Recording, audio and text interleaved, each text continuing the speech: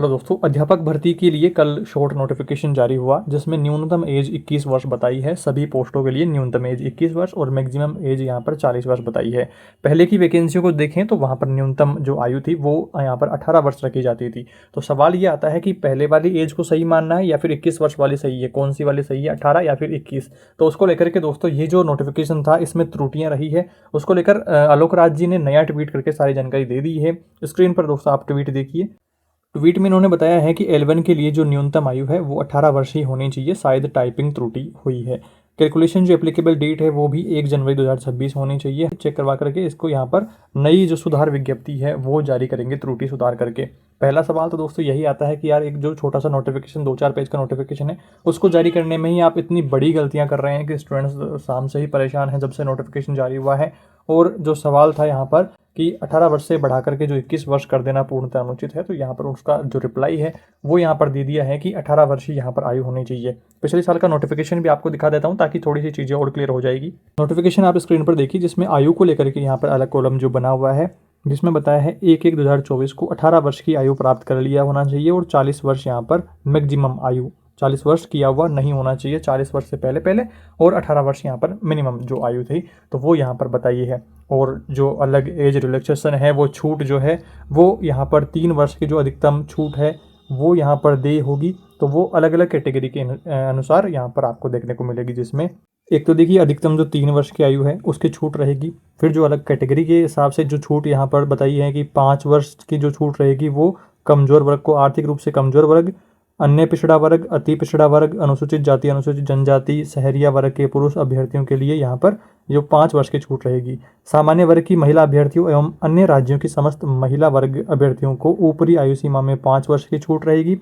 राजस्थान राज्य के मूल निवासी, आर्थिक रूप से कमजोर, अन्य पिछड़ा वर्ग, अति पिछड़ा वर्ग, अनुसूचित जाति, जनजाति और जो ये लोग हैं इनको यहाँ पर 10 वर्ष की छूट रहेगी। भूतपूर्व सैनिकों के लिए अधिकतम ऊपरी आयु सीमा 50 वर्ष रहेगी। तो इस तरह से ये जो छूट है अलग अलग कैटेगरी के हिसाब से यहाँ पर बताई है। और भी यहाँ पर कुछ बातें मेंशन करी गई है जिसमें जो छूट दी जा रही है वो पंचायतों के सचिवों के रूप में पहले से कार्य कर रहे व्यक्तियों के लिए ऊपरी आयु सीमा में 3 वर्ष की अधिकतम सीमा में अधीन रहते हुए पंचायत सचिव के रूप में की गई सेवा की कालावधि तक शिथिलनीय होगी। विधवाओं व तलाकशुदा महिलाओं के मामलों में अधिवार्षिक आयु प्राप्ति तक कोई आयु सीमा नहीं होगी। स्पष्टीकरण उसे विधवा होने के मामले में सक्षम प्राधिकारी से जारी पति की मृत्यु का प्रमाण पत्र देना होगा और तलाकशुदा होने के मामले में नियमानुकूल माननीय न्यायालय से जारी विवाह विच्छेद की डिक्री प्रस्तुत करनी होगी। जो व्यक्ति किसी पंचायत समिति या किसी जिला परिषद के अधीन अपनी अस्थायी नियुक्ति के समय विहित आयु सीमा के भीतर थे, उनकी ऊपरी आयु सीमा पंचायत समिति तथा जिला परिषद के अधीन उनके द्वारा की गई सेवा की कालावधि तक शिथिलनीय होगी।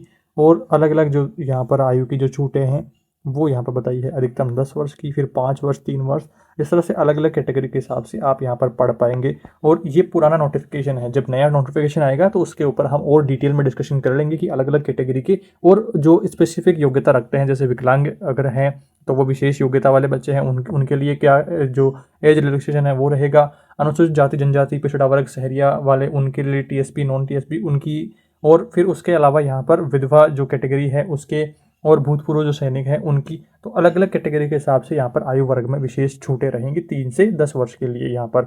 तो ये आप देख पा रहे हैं। और मिनिमम एज को लेकर के हमने बात कर लिया है कि 18 वर्ष आपकी आयु हो जानी चाहिए और मैक्सिमम नॉर्मल स्टूडेंट्स के लिए 40 वर्ष यहाँ पर है। तो ये सारा क्लियर आपके डाउट्स यहाँ पर हो गए हैं। इससे संबंधित या और भी कोई आपके विज्ञप्ति से संबंधित कोई डाउट्स रहते हैं कमेंट करके जरूर बताएं। आगे आने वाले वीडियोज में उनके ऊपर डिस्कशन करके आपके डाउट्स को दूर करने की पूरी कोशिश रहेगी। वीडियो को लाइक करें, शेयर करें और चैनल पर नए हैं तो सब्सक्राइब जरूर करें इसी प्रकार से इंपॉर्टेंट वीडियोज़ को सबसे पहले देखने के लिए। Thank you for watching this video.